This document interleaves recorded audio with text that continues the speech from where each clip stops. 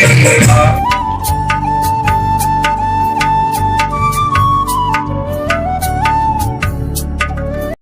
राम राम जी, कैसे हैं आप सब? आई होप आप सब अच्छे होंगे। आप सबका वेलकम है साधना रियल ब्लॉग चैनल में। तो आज है संडे, हम लोग की तरफ वोटिंग कर रही है। देखिए अपना अधिकार वोट डाल के अभी अभी आई हूँ। मुझे था फीवर, दवा मैंने करवाई थी, उसके बाद फिर गई वोट डालने, क्योंकि सुबह से मैं लेटी ही थी और दवा हुई, सुई लगी, तब जाके आराम आया थोड़ा सा।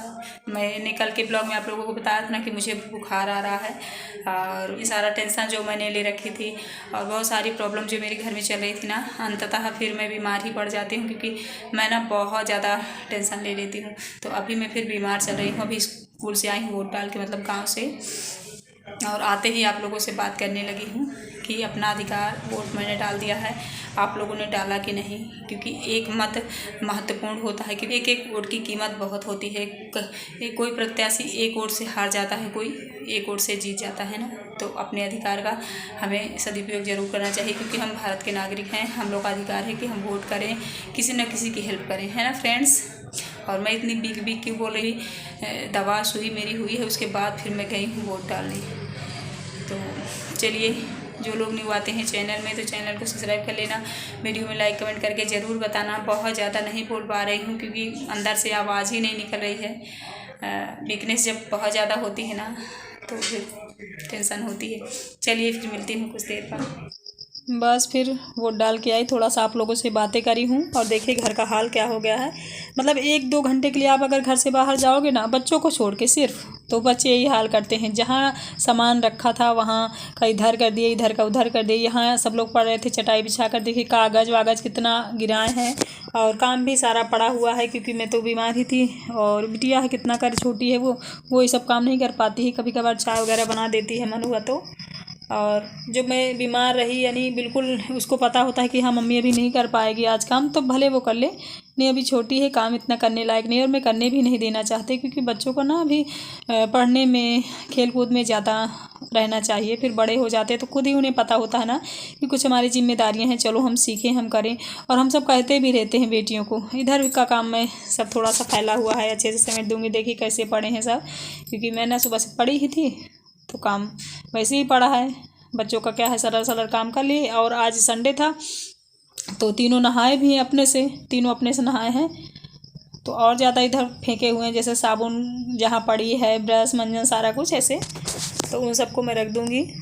और बेटियों को हम हमेशा कहते हैं ना कि कुछ सीखो, हम भी और शायद हर इंसान, सीखो बेटा कुछ सीखो, पराए घर जाना है। लेकिन पहले जब उनकी पढ़ने की उम्र होती है ना, पहले पढ़ने के लिए उन्हें अग्रसर करना चाहिए कि बेटा पढ़ो लिखो।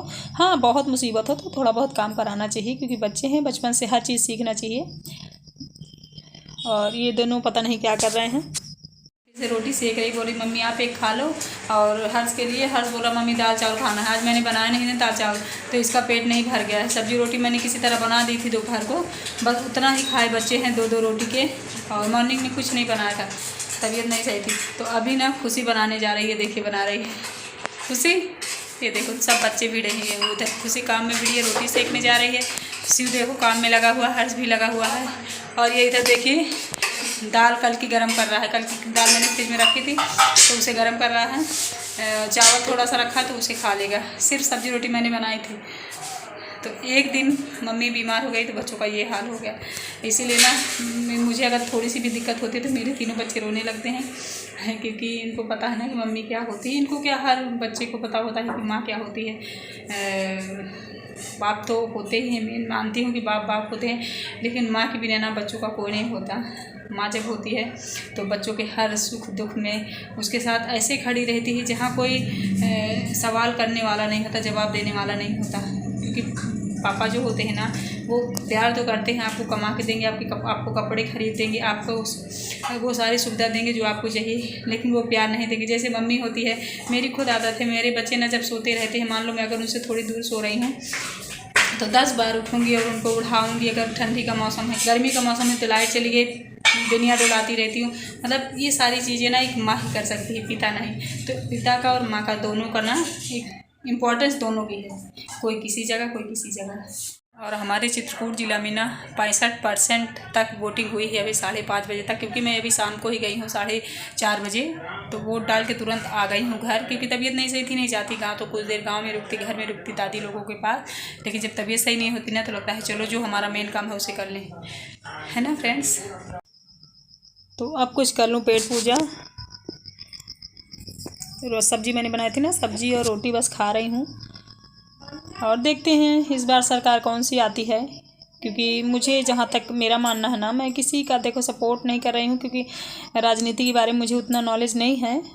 लेकिन मेरा मानना है कि अगर 5 साल कोई एक सरकार रहे तो उसके बाद दोबारा दूसरी सरकार आनी चाहिए, क्योंकि उसके कामों से हम असंतुष्ट रहते हैं। सरकार हो, ग्राम प्रधान हो, कोई भी हो, 5 साल अगर वो काम कर लेते हैं, हमारे हिसाब से नहीं करते हैं ना, तो हम सब असंतुष्ट हो जाते हैं। हमें लगता है 5 वर्ष के लिए कोई दूसरा आए।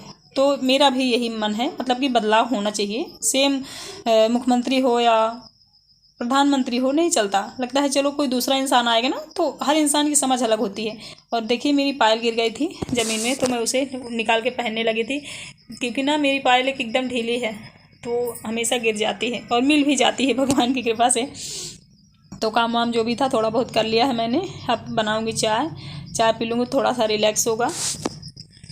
और कल ना मेरा ब्लॉग भी नहीं गया है, आप लोगों ने देखा होगा, ये संडे का शूट किया हुआ ब्लॉग है और ये ट्यूसडे को जाएगा। मंडे को मैंने डाला ही नहीं कोई वीडियो, क्योंकि मन ही नहीं था मेरा। इसे एडिट करती तो डालती, एडिट करना ही ना पड़ा। शाम को ना मैंने दवा खा ली, नींद आ गई मुझे, मैं सो गई। शाम को ही मैं ज़्यादातर एडिट करती हूँ, जैसे 5:30, 6, 7 बजे, और इस टाइम में लेटी थी, सो गई थी, तो मेरा नहीं बन पाया था ब्लॉग। मैंने कहा चलो एक दिन नहीं डालती हूँ। वैसे कंटिन्यू वीडियोज़ डालनी चाहिए अगर हम यूट्यूब पे वर्क कर रहे हैं, क्योंकि कभी तबीयत ख़राब हो, कभी कुछ हो, कुछ ना कुछ तो टेंशन लगी ही रहती है। क्या कहते हैं कि आप अगर जाओगे बाहर देखोगे तब लगता है अच्छा हम बस मुसीबत में नहीं हैं, बहुत सारे लोग हैं। जब हम अपनी अकेली ज़िंदगी देखते हैं कि हम मुसीबत में, तभी हमको लगता है अरे ज़्यादा मुसीबत है। लेकिन हम जब बाहर निकलते हैं, देखते हैं लोगों को, तो लगता है कि नहीं यार दुनिया परेशान है। तब फिर लगता है चलो जैसे दुनिया झेल रही है हम भी झेल रहे हैं। देखिए चाय छान रही हूँ, बच्चे कुछ बोल रहे हैं, कुछ ना कुछ शरारत करते रहते हैं। चलिए फिर मिलती हूँ। चलिए फिर चाय बन गई, चाय मैंने पी ली। अब मैं सोच रही हूँ करूँ आराम दवा खा के अपनी, क्योंकि फिर से मुझे थोड़ा सा डाउन सा लग रहा है फेस। जब भी मैं थोड़ी सी वीक होती हूँ, परेशान होती हूँ, बीमार होती हूँ ना, तो मेरा फेस सबसे पहले बता देता है, मेरी आंखें। सच में लोग कहते हैं ना कि आइज़ हमारी जो होती है वो आईना होती है। आप लोगों ने आजमाया होगा, हर इंसान को हम कहाँ से पहचान सकते हैं? आँखों से। ये आँखें जो होती हैं ना बहुत कुछ बताती हैं, अगर आप समझते हो तो। अगर आप बीमार हो तो आपकी आंखें बता देंगी, आप अगर भूखे हो तो आपकी आंखें बता देंगी, डलनेस रहेगी। अगर आप किसी तरह का गलत काम करते हैं तो आपकी आंखें बता देती हैं, क्योंकि आंखों में ना सारी चीज़ें परफेक्ट दिखती हैं। इसीलिए कहते हैं ना कि आप कुछ भी छुपाना चाहो लेकिन आपकी आंखें अपने आप बता देती हैं। तो फ्रेंड्स ये एकदम रियल है, सत्य है। कुछ जो ओवर माइंडेड लोग होते हैं ना, बहुत सारे दुनिया में लोग ऐसे होते हैं जो ओवर माइंडेड होते हैं, अपने आप को इतना ज़्यादा माइंडेड लगाते हैं कि हम तो। और जो फिर कोई गलत काम करता है, या छोटा काम है या बड़ा काम हो, गलत होता है मेरी नज़र में। वो कितना गलत कर रहा है, कितना कम कर रहा है, कितना ज़्यादा कर, इससे ये मायने नहीं रखता है। मायने ये रखता है कि अगर आप कोई गलत काम कर रहे हो ना, तो आपकी आंखें, आपका फेस जस्ट बता देता है। आप कितने भी माइंडेड हो, कितने भी समझदार हो, कितने भी पैसे वाले हो, वो कोई फ़र्क नहीं पड़ता, आपकी आंखें सब कुछ बयां कर देती हैं। तो कभी भी कुछ भी गलत काम करने से पहले अपने आप में इतना ज़रूर समझ लिया करो कि मैं नहीं बताऊँगी, मैं नहीं बताऊँगा, दुनिया नहीं बताएगी, मेरी आँखें ही सबको बता देती हैं, बिहेवियर ही बता देता है ना फ्रेंड्स।